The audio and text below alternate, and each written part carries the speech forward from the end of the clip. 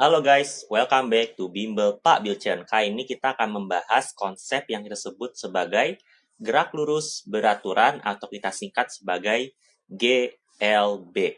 Nah, kita lihat definisi dari GLB guys. GLB atau gerak lurus beraturan sesuai namanya berarti gerakannya mempunyai lintasan yang lurus. Namanya gerak lurus. Nah, dan kecepatannya tidak berubah karena namanya adalah beraturan. Jadi misalkan kamu punya sebuah mobil, kamu punya sebuah mobil di sini. Nah, mobilnya itu bergerak dengan kecepatan kira-kira misalnya 5 meter per second. Nah, dia akan terus bergerak dengan kecepatan yang sama. Jadi kecepatan tidak akan pernah berubah. Nah, itu namanya gerak lurus beraturan. Ya, beraturan berarti kecepatan tidak berubah. Selalu sama setiap detik. Nah, pada gerak lurus beraturan, jarak sama dengan perpindahan. Misalkan kita punya 5 meter per second nih mobil. Nah, masih ingat ya guys, di SMP arti 5 meter per second, artinya dalam 1 detik, dia bergerak sejauh 5 meter. Nah, seperti ini guys ya.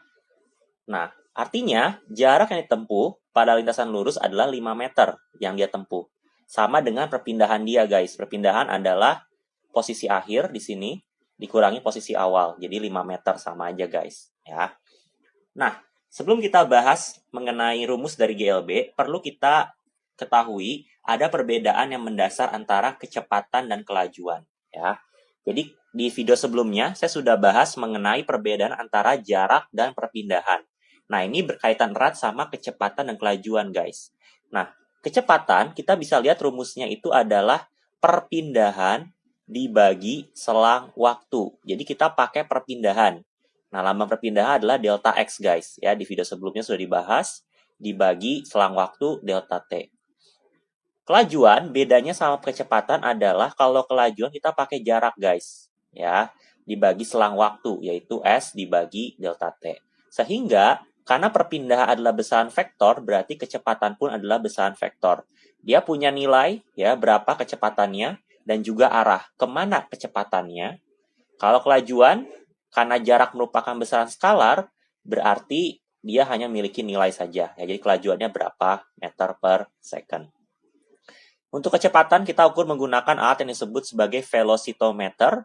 Kalau kelajuan itu menggunakan speedometer, guys. Ya, jadi kalau misalnya di mobil-mobil ada speedometer itu tidak menunjukkan kecepatan sebenarnya karena menunjukkannya kelajuan. Kita pakai jarak ya. Jadi kalau mobil dia menempuh jarak ya kan.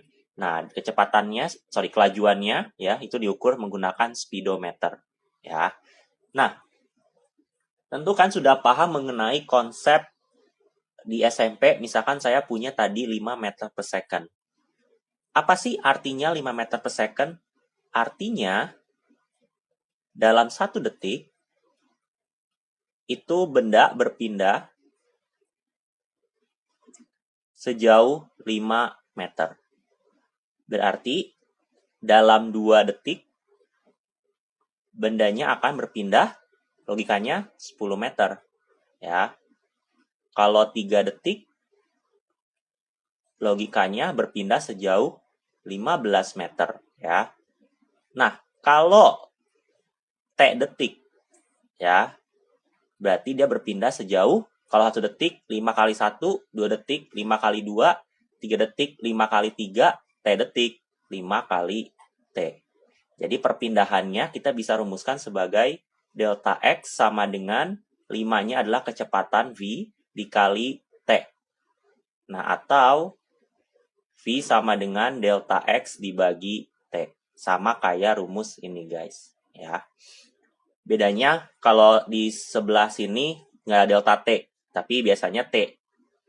Delta T sama T itu kita anggap sama guys, karena kita dimulai dari 0 detik. Nah, kita akan turunkan rumus untuk GLBB di sini ya. Saya punya tadi rumusnya adalah delta X sama dengan V kali T. Delta X kita definisikan sebagai posisi akhir, saya tulis sebagai X, dikurangi posisi awal, saya tulis sebagai X0. Sama dengan V dikali T. Nah, berarti kita punya rumus X sama dengan, kita pindah ruas, X0 ditambah V dikali T. Nah, ini adalah rumus untuk gerak lurus beraturan guys. Di mana X adalah posisi akhir benda, X0 adalah posisi awal benda dalam satuan meter, V adalah kecepatan satuan meter per second, dan T adalah waktu dalam satuan second. Jadi itu adalah konsep dari gerak lurus beraturan guys. Jangan lupa untuk like, comment, and subscribe. See you in the next video. Thank you.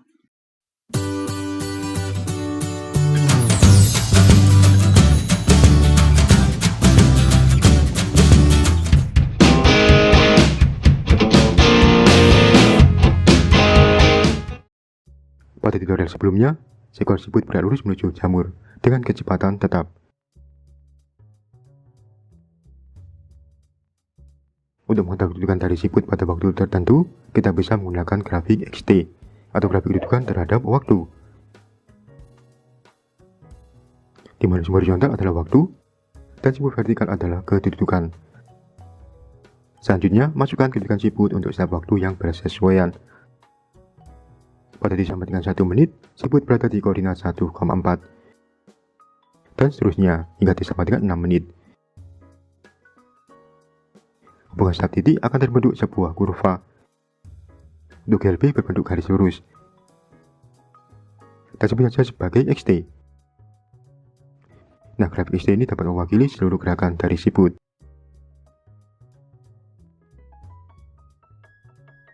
Sebelumnya kita telah mengenal persamaan GLB, yaitu V sama dengan delta X dibagi dengan delta T. Delta X dan delta T diukur dari posisi awal. Dari sini V sama dengan XT minus V0 dibagi dengan T minus T0. X0 tidak selalu dengan 0, akan tapi T0 hampir selalu 0. Sehingga XT sama dengan X0 plus VT. Ini tidak lain merupakan persamaan garis lurus dengan gradien sebesar V. Sesuai dengan bentuk kurva pada grafik XT. Dengan cara yang sama, kita juga bisa mendapatkan grafik VT, atau grafik kecepatan terhadap waktu. Untuk GLB, berbentuk garis lurus horizontal, namun tidak sama dengan 0. Nah, nilai dari V selalu sama sepanjang waktu. Kita dapat menuliskannya sebagai VT sama dengan V. Mengetahui persamaan XT dan VT, kita bisa dengan mudah mendapatkan nilai kedudukan tanpa perlu melakukan pengukuran langsung. Untuk kasus siput yang bergerak lurus menuju jamur, V sama dengan 4 cm per menit. X0 sama dengan 0 cm. XT sama dengan 4T cm. Misalkan pada T sama dengan 1,2 menit, kedudukan siput adalah X sama dengan 4 dikali 1,2 sama dengan 4,8 cm. Semoga bermanfaat dan jangan lupa menonton video selanjutnya.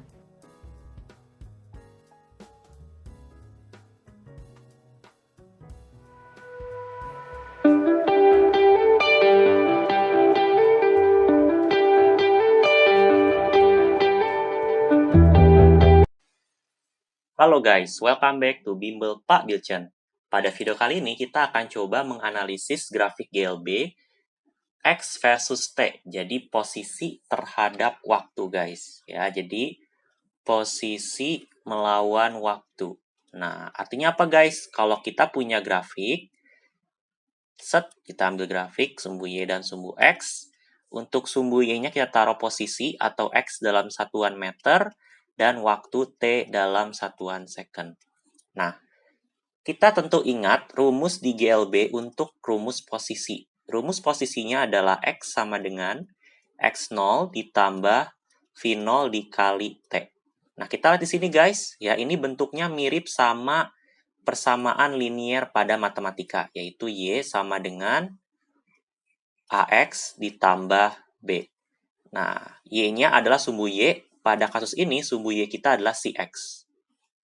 Nah, kemudian, di sini kita punya X. Ya, X-nya itu adalah sumbu X. Dalam kasus ini, kita punya analoginya adalah waktu. Nah, kayak gini guys. Ya. Nah, berarti kita bisa gambarkan grafik pada GLB adalah persamaan linier. Ini disebut sebagai persamaan linier. Nah, kalau persamaan linier berarti grafiknya adalah garis lurus guys, seperti ini. Set. Nah, ini adalah persamaan linier. Ya, ini kalau misalnya posisi awalnya sama dengan 0. Tetapi kalau posisi awalnya nggak sama dengan 0, apa yang terjadi? Grafiknya tetap lurus, sama, ya, garis linier, tapi dia naik ke atas. Starting point-nya beda. Ini adalah posisi awalnya. Ya, ini adalah X dalam satuan meter, dan ini adalah T dalam satuan second. Ini kalau X0-nya itu nggak 0, guys. Ya. Itu adalah grafik GLB X versus T. Nah, kalau di persamaan linear, kita bisa menghitung yang namanya gradien. Ya. Apa itu gradien? Ya, gradien itu adalah kemiringan dari suatu garis linear. Kalau misalnya punya seperti ini, ya, tentu kita bisa cari gradiennya dengan cara pakai rumus, guys. Rumusnya itu adalah M sama dengan delta Y per delta X. Kalau kamu lihat di sini garis lurus, kita bisa ambil segitiga sembarangan bebas di sini. Ini adalah delta Y, ini adalah delta X. Tetapi dalam kasus GLB, delta Y kita adalah si X, ya, delta X. Dan sini delta X kita adalah si waktu, berarti T atau delta T. Jadi kita bisa ubah menjadi delta X dibagi delta T. Nah, apa itu delta X dibagi delta T? Itu adalah rumus dari kecepatan pada GLB. Sehingga untuk GLB, gradien itu adalah kecepatan. Nah, ini penting, guys, bahwa gradien adalah kecepatan khusus untuk grafik X versus T. Nah, ini, guys, konsep yang pertama. Konsep yang kedua itu adalah grafik V versus T.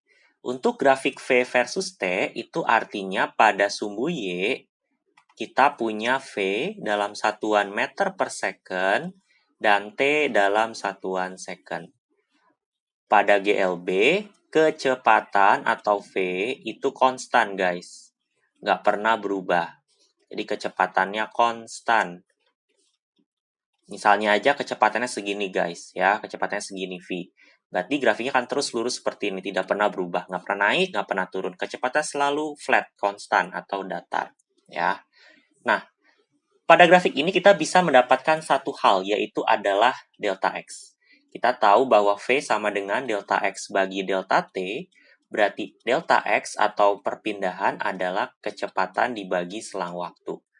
Kecepatan dikali selang waktu.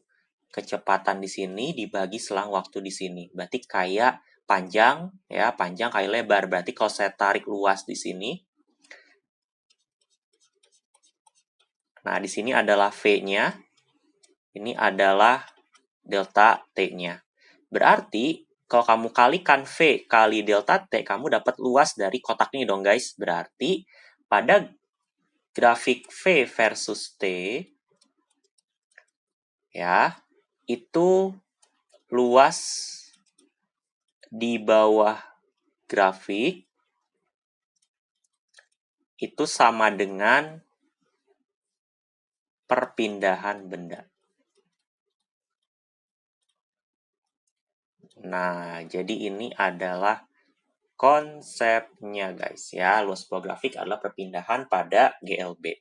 Jangan lupa like, comment, subscribe, and see you in the next video. Thank you. Halo semuanya, Assalamualaikum. Apa kabar teman-teman? Sudah siapkah kalian belajar fisika? Kali ini kita akan belajar mengenai kinematika gerak lurus. Teman-teman, gerak lurus dibagi menjadi dua, yaitu gerak lurus beraturan atau GLB dan gerak lurus berubah beraturan atau GLBB. Teman-teman, menurut kalian, apakah kereta yang berjalan di lintasan rel termasuk GLB atau GLBB?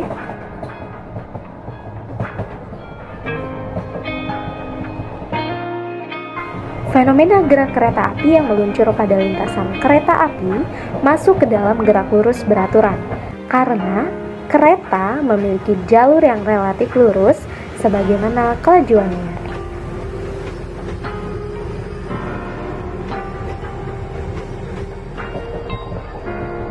Lintasan kereta pun sebetulnya mengalami pembelokan Namun, secara keseluruhan dia tetap bergerak lurus dengan kelajuan yang konstan tanpa percepatan atau perlambatan dan lintasan yang lurus, maka dapat kita klasifikasikan gerak kereta adalah termasuk gerak lurus beraturan.